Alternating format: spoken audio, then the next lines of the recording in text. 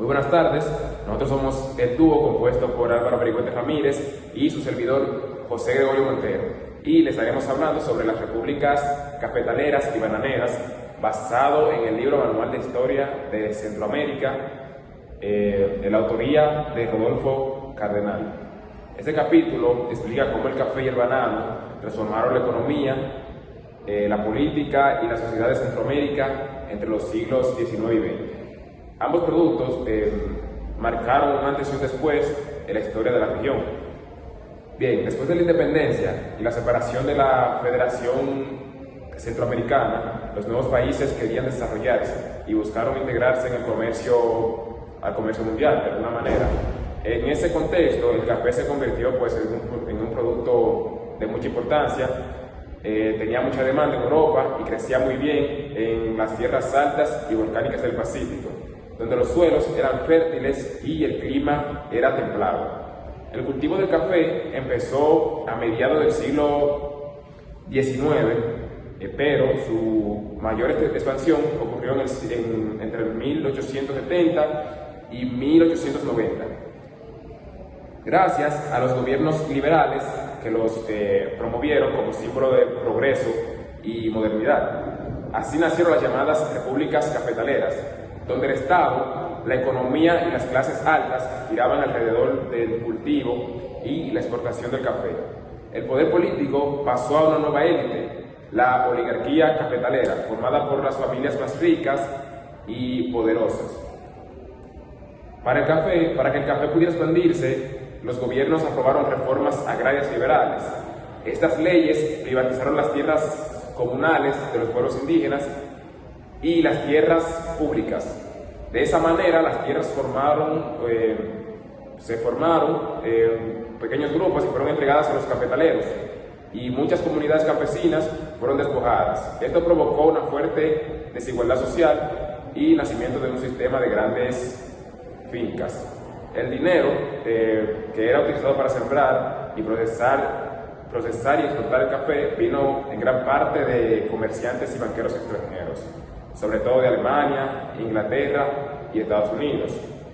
Aunque eso ayudó a mejorar la producción, también aumentó la dependencia económica de los países centroamericanos. En cuanto a la mano de obra, pues muchos campesinos que perdieron sus tierras se vieron obligados a trabajar como jornaleros. Las condiciones eran difíciles en algunos lugares, los salarios eran bajos, las jornadas largas, y además existían leyes de vagancia que obligaban a la gente a trabajar durante la cosecha. Todo esto hizo que la sociedad fuera muy desigual y que los gobiernos se volvieran más autoritarios, protegiendo los intereses de la mayoría de los ricos. Los cafetaleros también introdujeron nuevas técnicas agrícolas, como la selección y el uso de sombra y un sistema de riego. Además, los gobiernos construyeron caminos, ferrocarriles y puertos, pero estos proyectos no eran para mejorar la vida de la población, sino para facilitar la exportación del café a puertos internacionales. El café se exportaba principalmente a Europa, sobre todo a Alemania, Inglaterra y Francia. Los precios y la comercialización eran controlados por comerciantes extranjeros, lo que hacía que los productos se perdieran de ellos. Y esto, a su vez, añadió que los beneficios se concentraran en las familias ricas, en las pocas que existían en esa época, mientras la mayoría de la población vivía en pobreza. Así, Centroamérica se convirtió en el sistema capitalista mundial como proveedora de materias primas y compradora de productos fabricados en otros países. Este modelo generó progreso económico, pero también dependencia, desigualdad y exclusión. Y pues la expansión cafetalera trajo un progreso y una modernización, pero también trajo una desigualdad social bastante amplia. El café pues ayudó al crecimiento económico, pero a costas de los campesinos y trabajadores que los obligaban a trabajar desde muy temprano y hacer jornadas muy largas para conseguir dicho producto. Ahora mi compañero Álvaro seguirá con la exposición. Bien. A finales del siglo XIX, mientras el café se cultivaba en el occidente y en las costas del Atlántico, surgió lo que fue un nuevo producto, el cual fue el banano. Este se cultivó gracias a que las tierras eran bajas y húmedas en el Caribe, y estas zonas que hasta ese momento estaban poco pobladas y sin mucha comunicación del resto del país, pues se convirtieron en estas zonas claves para la producción del banano. Al principio, el banano fue sembrado por pequeños productores y comerciantes locales, lo cual exportaban hacia los Estados Unidos. Pero con el tiempo el negocio creció, sobre todo cuando se desarrolló el transporte marítimo con buques refrigerados, que permitía llevar la fruta fresca y sin dañarse. Las grandes ganancias llamaron la atención de empresarios extranjeros, principalmente de Estados Unidos.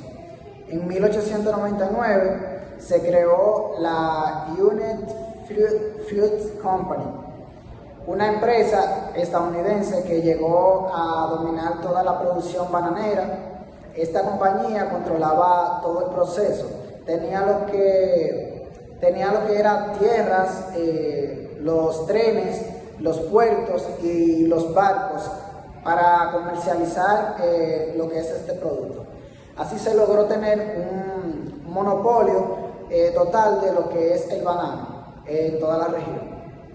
Este tipo de dominio se conoce como economía de enclave, porque las empresas extranjeras controlaban grandes zonas dentro de los países, pero no se integraban a su economía. Funcionaban como si fueran territorios apartes. Los gobiernos centroamericanos le dieron muchos privilegios,